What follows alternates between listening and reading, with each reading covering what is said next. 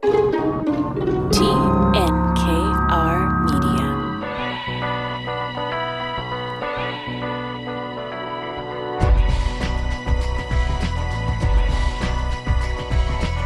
Welcome to Inspiring Entrepreneurs Montreal, our 15th season, showcasing stories from outstanding business people, presented by BDO Canada. My name is Dan Delmar, along with Ernie Furt, who's in for Mike Newton from BDO Canada. Ernie, nice to see you again. Always a pleasure, Dan. Today on the show, we're cracking open a cold one. It's the beer franchise that has exploded all across Quebec. Karl Magnone, president and founder of Les Franchises Tite Frette. He's going to talk to us about the incredible growth of that business, especially during the pandemic. Dozens of stores popping up practically overnight, complementing the SAQ with their model to sort of have artisanal beers in their own stores. But a private company that's working in parallel to the SAQ, Ernie. It's interesting. We didn't think this would be possible in some cases. The only thing you know it's possible is when you try. So there's a lot of people that try stuff, and some of it works and some of it doesn't. This seems to be working. 0 to 45 stores in 5 years. I mean, what more can you say? Yeah, it's just incredible. It's a really interesting story. The subculture that they're creating for the brand, and the fact that, and this is what put them on our radar, their customer service. They won the Leger Marketing Annual Award for customer service by focusing on their in-store experience. And that, Ernie, is something that, all the greats have done that, right? Apple and all that. And it's especially as things go more online, having a special in-store experience is the way to survive in retail, I think. It's just differentiation at the end of the day. You're just differentiating yourself from everyone else. Everyone else has a little beer fridge and they have their beers in it. And these guys have their beers together of the different types. And that's interesting. So you can look at the varying types of beers and choose, what you like. And then you have a selection of what you like. So that's pretty interesting. And also on the show, our specialist Amanda Khoury from Estates and Trusts at BDO Canada will join to talk about digital assets and some of the challenges there. Okay, let's get to some current affairs, Ernie. This story from Les Affaires, 10 tricks, astuces pour attirer et retenir le jeune main-d'œuvre. So that is to say, tips for attracting and retaining young workers, Gen Z workers. What did you take out of this piece? Young workers want different things than older workers. They want training, they want the mentoring, they need that flex time. They want to be involved in technology. Their diversity and inclusion is very important to them.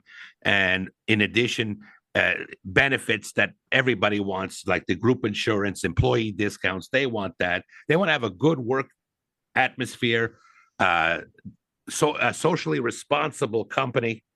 They want the company to use social media, and they want to be involved in decision making, and they want companies to offer internships. So it's kind of, they want to be more hands-on at the end of the day in these things, and they want to have businesses that listen to them. There's also, and we've spoken about this so many times, especially in the latter half of the pandemic, purpose and meaning and creating a productive and positive work culture in your place of employment. Very important for younger workers to have the values question, really. It's important for all workers, but young workers push it more than the older workers. Why do you think that is? Because the young workers are more environmentally conscious, and the older workers are more conscious of themselves. They want things that will keep them going. They want to ensure that they have their benefit plans. They want to ensure that they have their retirement plans in place. They want to make sure that everything is comfortable for them, while the younger workers seem to be more open to the world. And they want things that are beneficial to all, inclusive of themselves. So they're a little less selfish in that regard. And that's a big change in terms of managing workplace culture. I mean, you guys have intergenerational staff for sure. You definitely have people of all generations.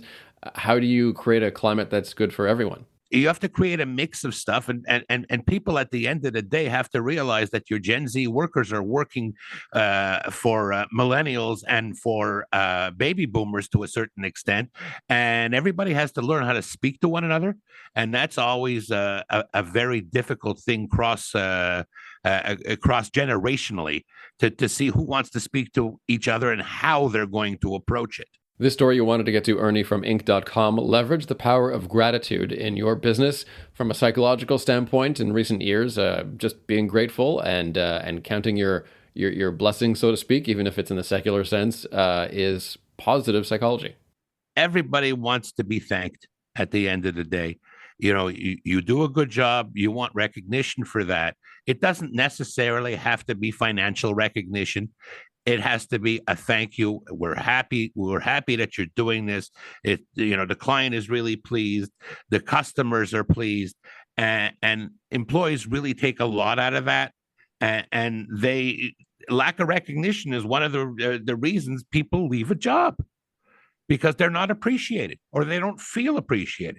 You can think in your head as the boss / owner of the business that you appreciate your workers, but you're not really showing it to them. And you have to show it to them, especially towards the younger generation who need that prompting.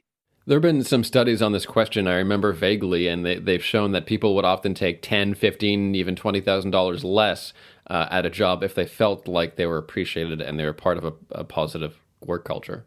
They want to be part of the process. It's key that they're part of the process from start to finish. And if you get your people involved from the beginning, and so they can see how things work and develop and succeed, they're going to be there with you till the bitter end. Let's talk a bit about productivity now. It's something on the minds of a lot of people in Canadian business in the global sense, but on the individual sense as well. What is the 15% rule, and how can it help us maximize our productivity? This is a little weird in terms of an article. They want you to function at about 85%. You can't function at 100% all the time. It's never go, go, go, go, go. Some people think it is, but then you don't have another gear to click into.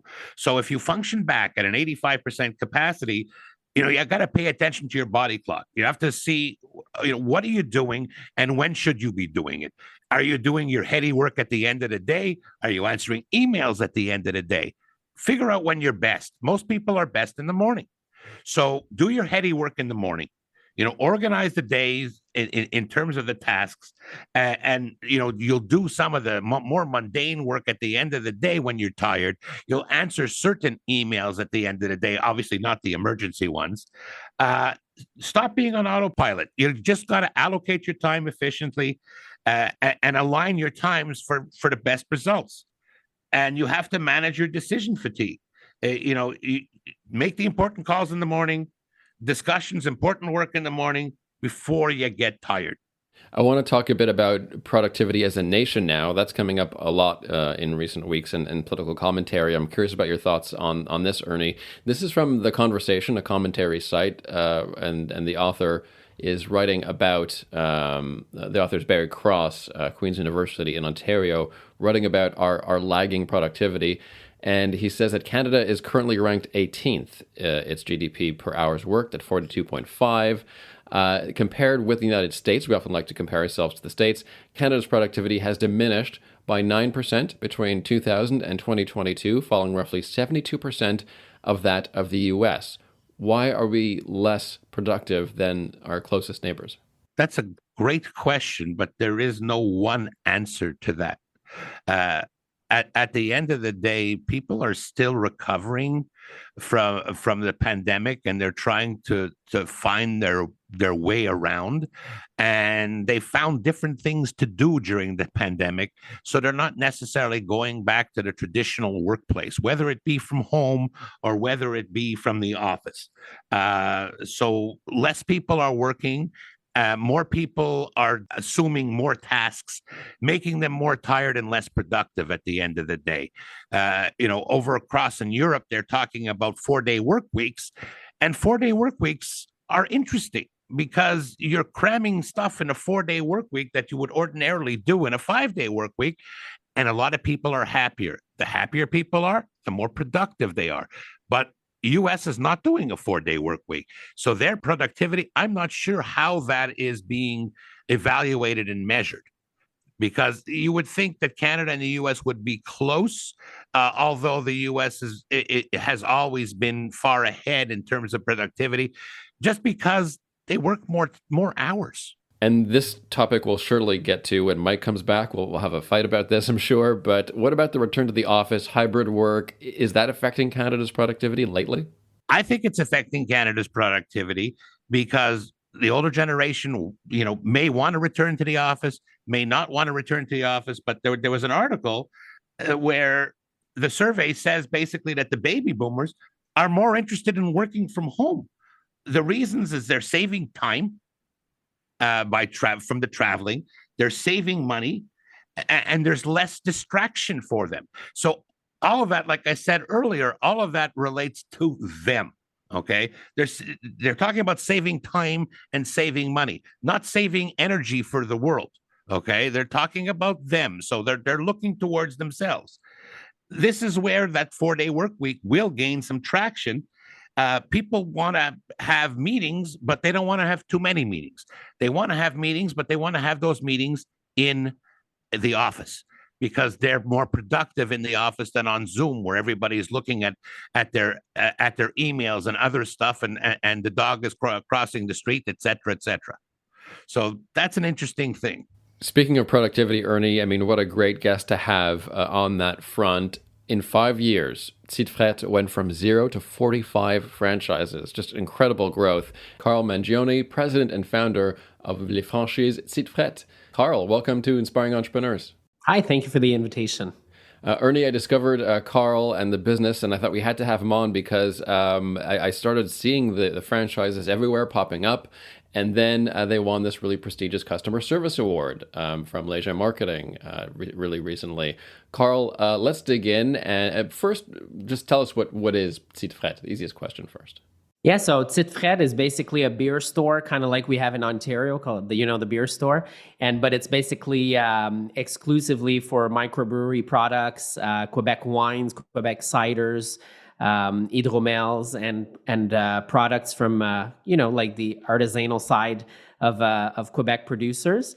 And we started in 2018. We also went on Dragon's Den, the Quebec version, and we got a deal with a Dragon, and we exploded after that. We went from 3 locations to almost 50 locations all across Quebec.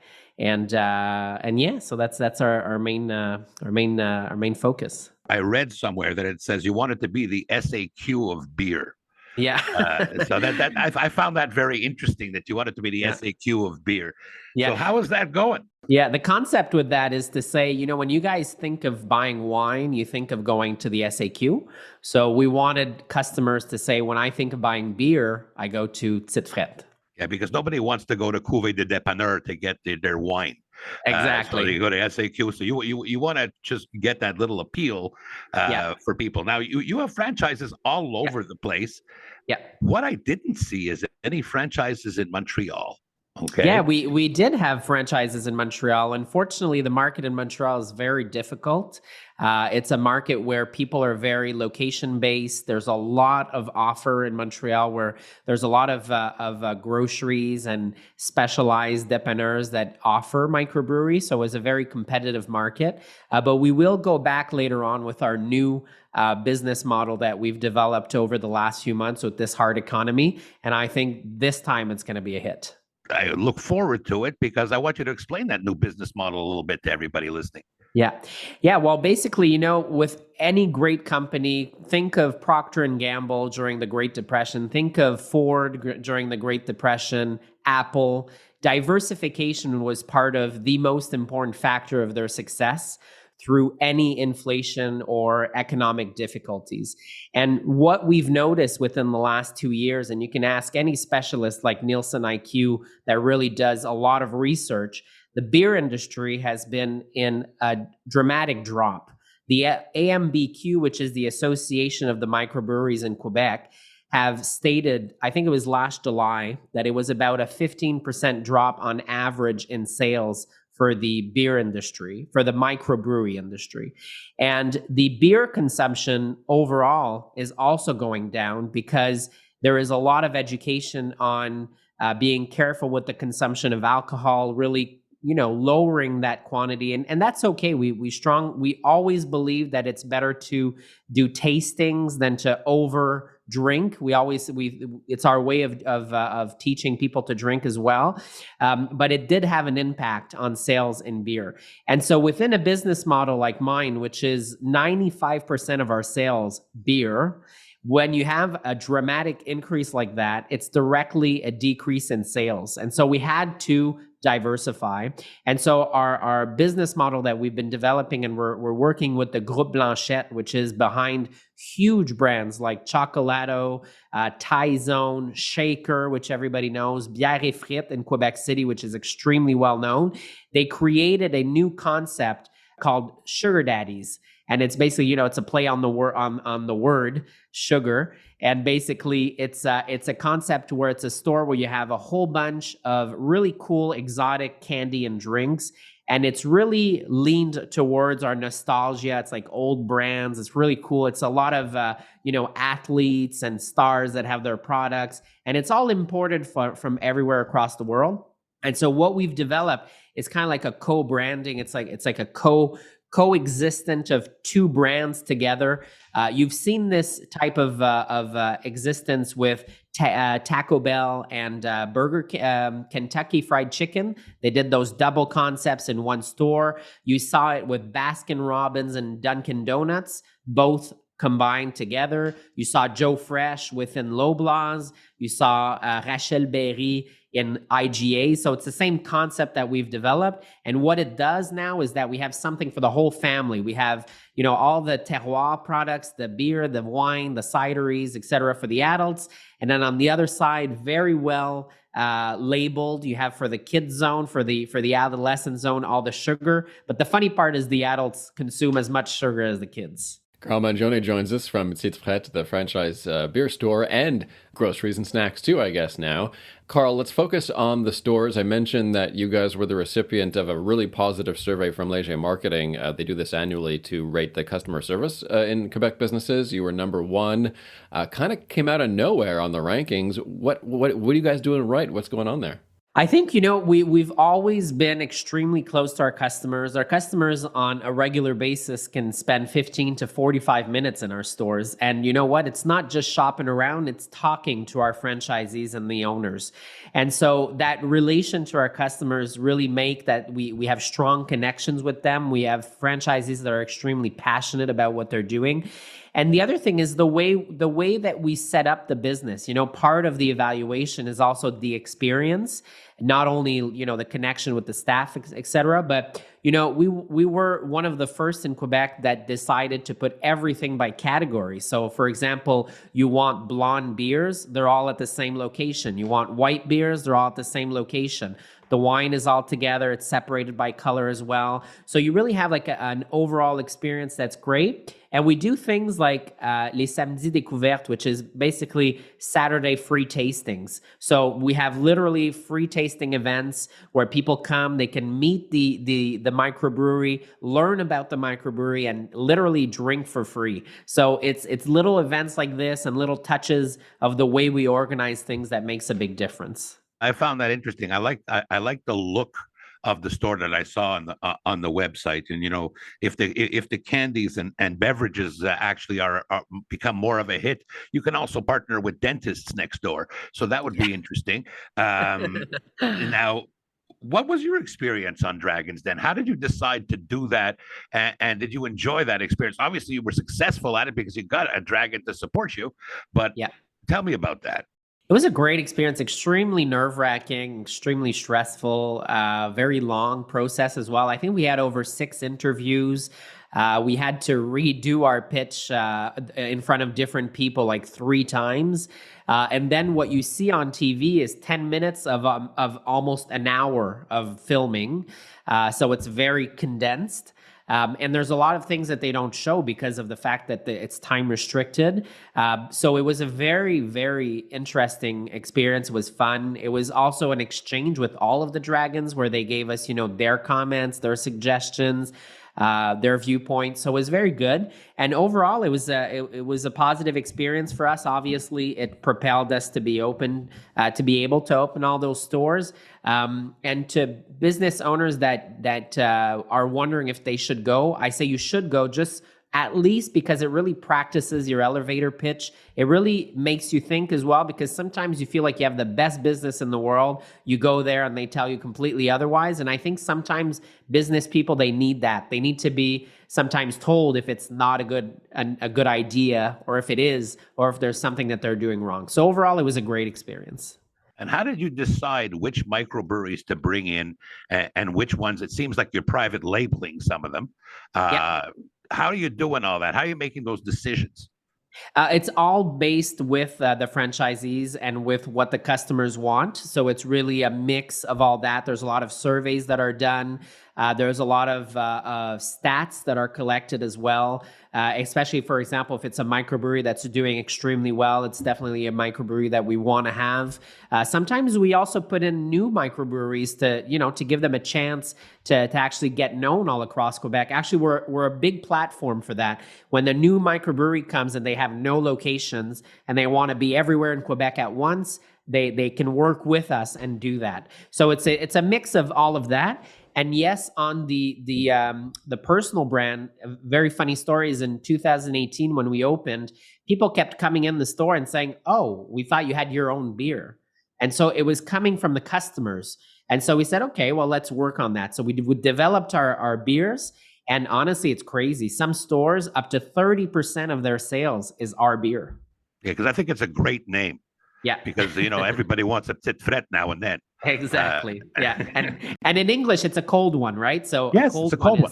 Yeah, it's pretty common in the English vocabulary as well. Karl, we were talking about your Dragon's Den experience. You went very quickly to dozens of franchises across Quebec, especially outside of Montreal.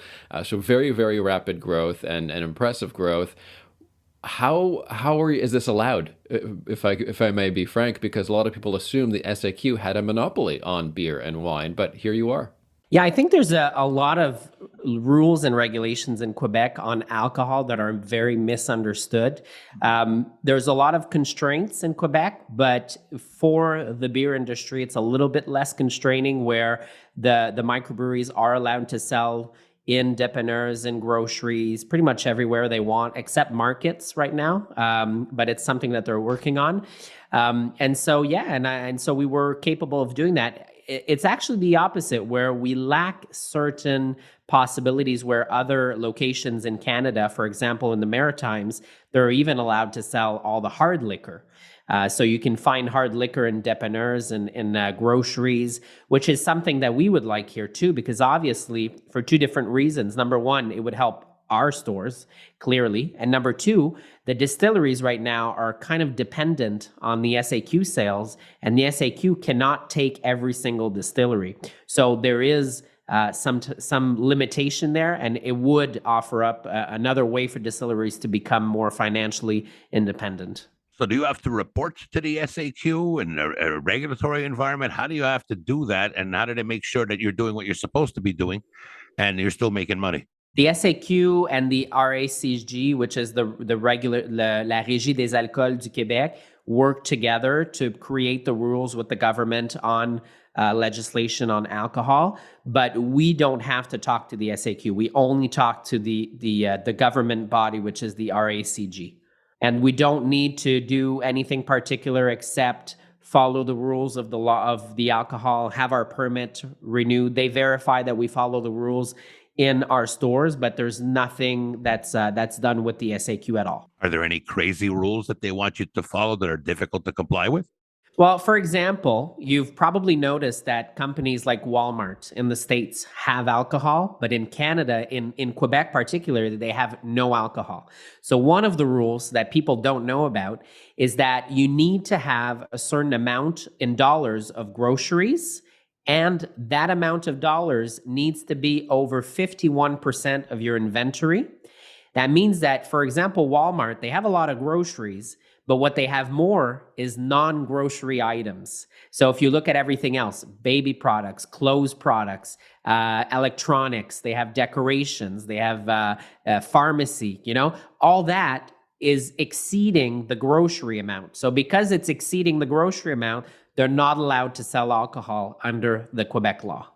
That's interesting. So you're okay with that, with all the other products that you're combining Yeah. in each of the franchise stores. Yeah, exactly. Our franchisees, they have sausages to do a beer and sausage fest. They have chips, they have candy, they have sauces, hot sauces. They have different types of seasonings. They have cheese fondue. They even have cheese. They have charcuteries. So that's how they diversify to make sure that they're okay with that law. Yeah, and I notice you do some charitable activities too, like you give a Yeah. dollar a can to a certain institution. Are you still doing that? And is that global across all franchises? And how does that Yeah, work? yeah, we've given hundreds of thousands of dollars across different organizations. For example, for cancer, for animals, we've done it for different organizations, for even like hockey teams. We did it for mental health a few times with the institution in Montreal. We try to really diversify to who we give. To try and help as many people out as possible. And we've done it through different beers, where, as you said, with the purchase of the beer, a dollar goes to that foundation. That's a great endeavor, because Yeah, that really shows that you're part of the community, and that's the important thing, at least one of the yeah, important things in a local kind of franchise, yeah, that you support the local community, and yeah. people love that, and they're going to come in and buy more. Exactly. And we do it on a national level where we all choose together one organization, like we did with the mental health. But then we do it on a local level where we make a beer, but we tell the franchisee, you choose who you give it to. Wow, that's great. Yeah, I noticed you started in January 18 and you Yeah. continued through the pandemic. How was the pandemic on you guys? Was that tough on the franchisees, or did people drink more beer during the pandemic? Well, we weren't franchised yet when we hit the pandemic. We had 3 corporate stores, and it was Christmas. It was honestly Christmas because people, if you remember, the alcohol consumption went up Yes. drastically. So people were ordering much more. And they wanted to encourage local products on top of that. So it was actually a great period for us. I have a question about products. Let's delve into the actual beer now. I don't drink a lot of beer because of the gluten thing. Is that interesting now these days? Gluten-free beer, and do you have a lot of refined beer that is gluten-free? Because it was tough to find for a while. Yeah, I find that there is clearly not enough gluten-free beers in the microbrewery world. We have a few. We have Helix, and we have Glutenberg that are gluten-free, and Nouvelle France. So I can literally just count 3 microbreweries that actually have it. They're all absolutely delicious. I even recommend those beers to gluten drinkers. So there's absolutely no problem with that. But the demand is so high and the offer so low that they're very hard to get. They're always back order. We have a problem with that for sure. So the seltzers, there's a lot of different seltzer brands that are gluten free, so at least they can go there. But we do have a problem with that category. But then in the alcohol free section, that's increasing drastically. Like Buckel pretty much started the trend in Quebec, but now we have so many. We have Bière Sans Alcool. We have La Gabière that does alcohol-free beers. We have La Souche that does alcohol-free beers. Maltco that does alcohol. So there's dozens and dozens of micros that do alcohol-free beers now, and they're honestly getting better and better. Much better quality, I find, than the commercial beers, which always have a type of chemical taste to it. I find that the microbreweries beers are really fantastic.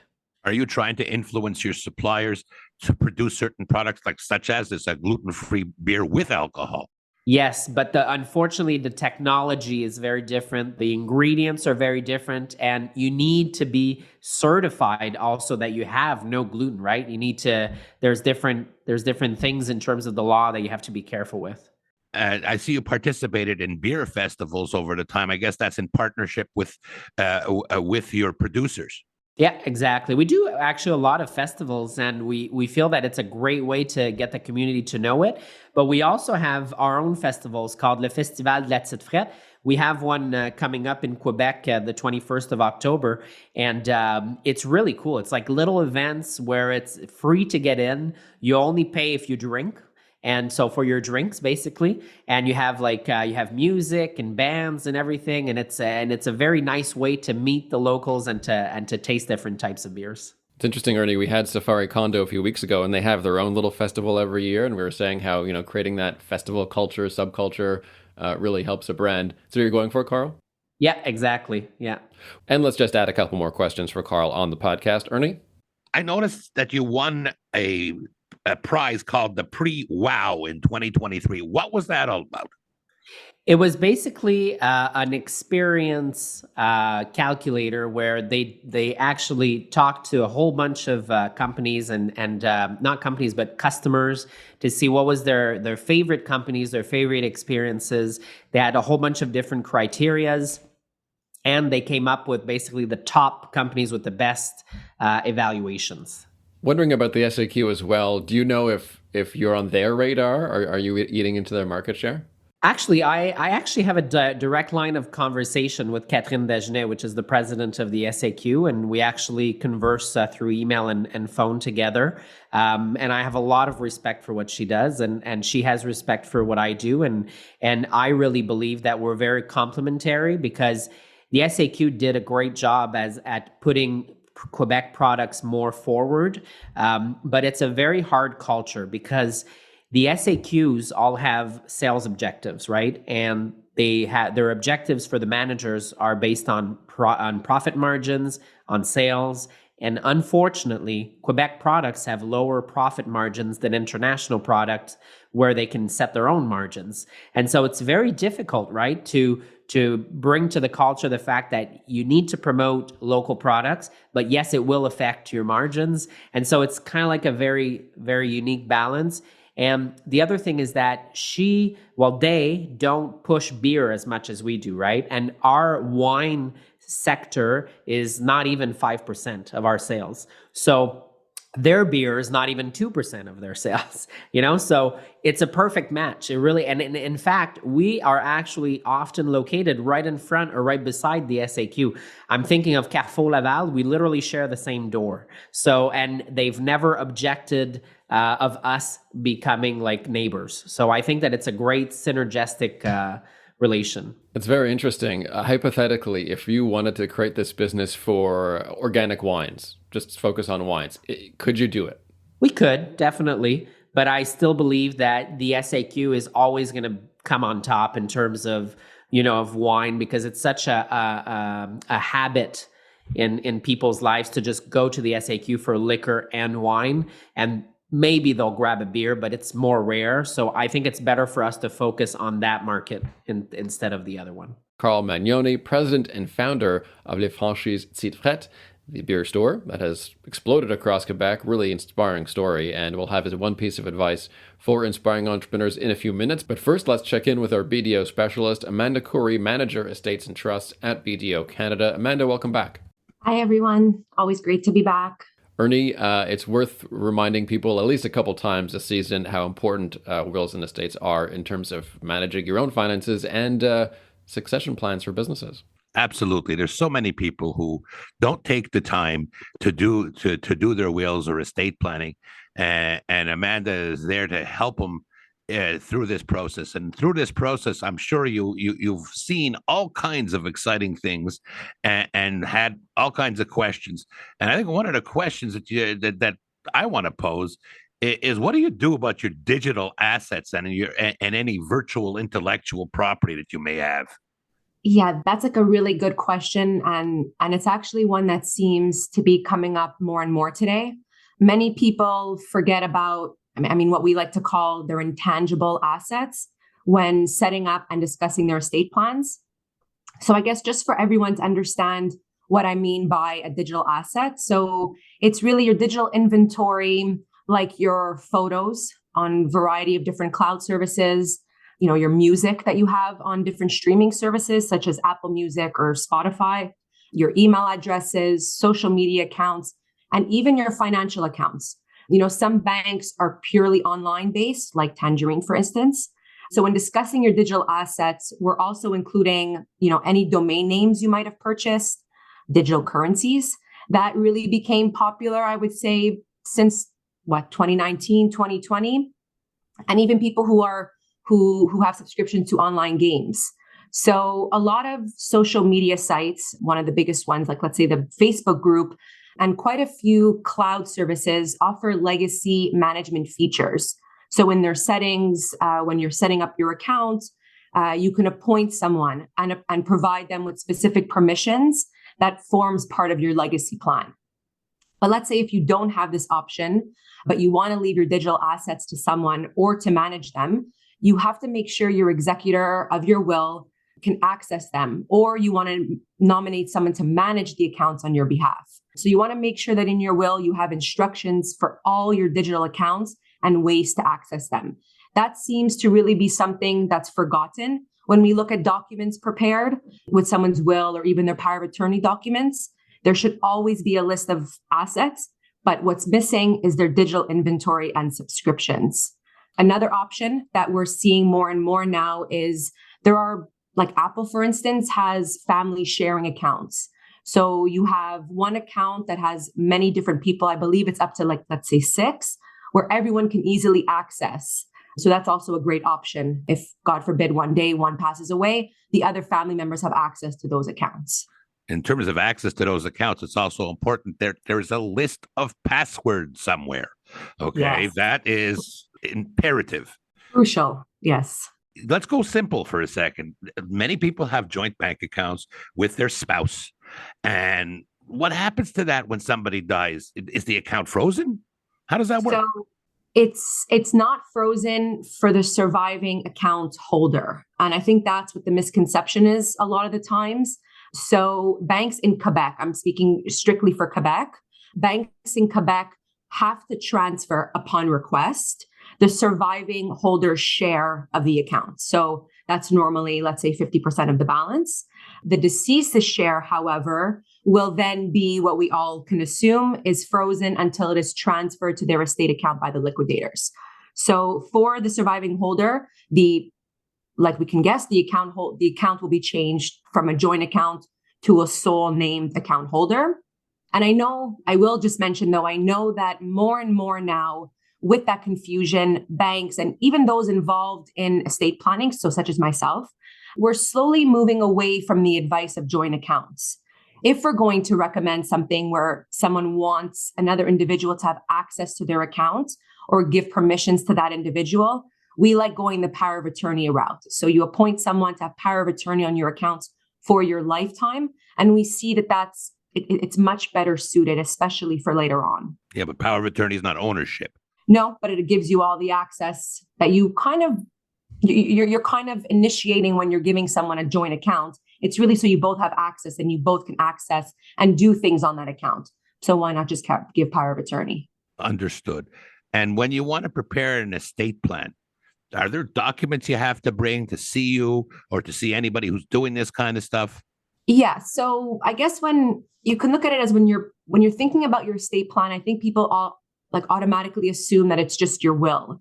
But there are different documents and list of assets that lists or documents that you want to bring to us. So your will, of course, if you prepared a power of attorney document, your financial and bank account information is really important. Insurance policies, which seems to really be forgotten. You want to give your liquidator those details as well. And real estate deeds, your original real estate deeds, keep those close to you. Your executor should also be given a list of your assets. So we like to prepare a balance sheet and we keep that with your estate plan. So it's not only a list of your assets and the different accounts and account numbers, but it's also any debts or liabilities that you have at that time. You should also prepare, this is really key, a list of designated beneficiaries information. So whoever you plan on naming as your beneficiary, even your executor, you want to make a list of their name, of course, address, description of who they are, their phone number, because many times when a third-party liquidator is appointed, for instance, so like your lawyer, a notary, or even your accountant, they might not be familiar or really know who everyone is. So it's important that your liquidator has an idea who these beneficiaries are and how to get in touch with them. I also want to point out that it's really important to prepare a list of your reoccurring payments. So utilities, subscriptions, So just write, something so simple as the institution's name and the account numbers. And we keep that with the estate plan as well. Because you need to know what to cancel. You cancel your subscription to Sports Illustrated and all the Time magazine, et cetera, et cetera. You want to ensure that that's there as well. People forget about these little things, right? They're so minute, even your subscription to the Gazette, but they make a difference, right? It's still something that's under your name that needs to be handled. So Amanda Khoury, Manager, Estates and Trust at BDO Canada. Thanks, Amanda. Thank you, guys. And as we come to the end of our show, let's turn to our entrepreneur, Karl Magnone, founder of Les Franchises Tite Frette, and ask him, Karl, for your one piece of advice for inspiring entrepreneurs. What do you think? Adaptability. I think that with the market right now, with the economical turmoil, the inflation, everything that's happening, we don't know exactly, is it going to take a year, 2 years, 3 years to get back to normal?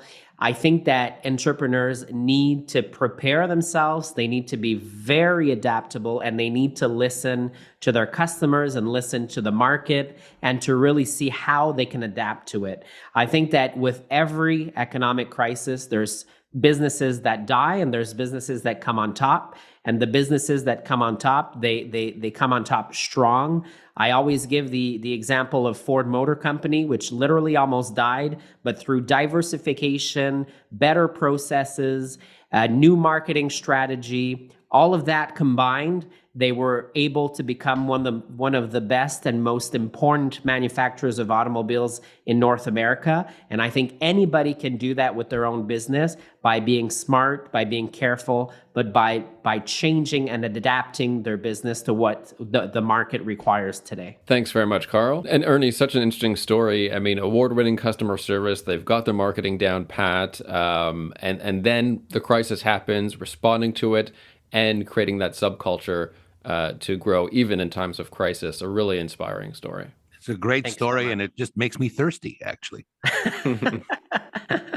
Well, let's go crack open a cold one and wish Karl and everyone a pleasant afternoon. Thank you. Thanks again, Karl. Thank you for having me. Next week on Inspiring Entrepreneurs by BDO Canada, we'll talk with Sarah Sadecki, co-founder of Timeo. She wanted to identify an opportunity during the pandemic, and she navigated those challenges by managing growth in the ed tech market, education technology. A reminder, you can subscribe to Inspiring Entrepreneurs Montreal as a podcast on iHeartRadio, Spotify, Apple, or your favorite platform. And you can also log on to the website, inspiringentrepreneursmtl.com, for hundreds of local entrepreneur profiles. Thanks, Ernie. See you soon. See ya.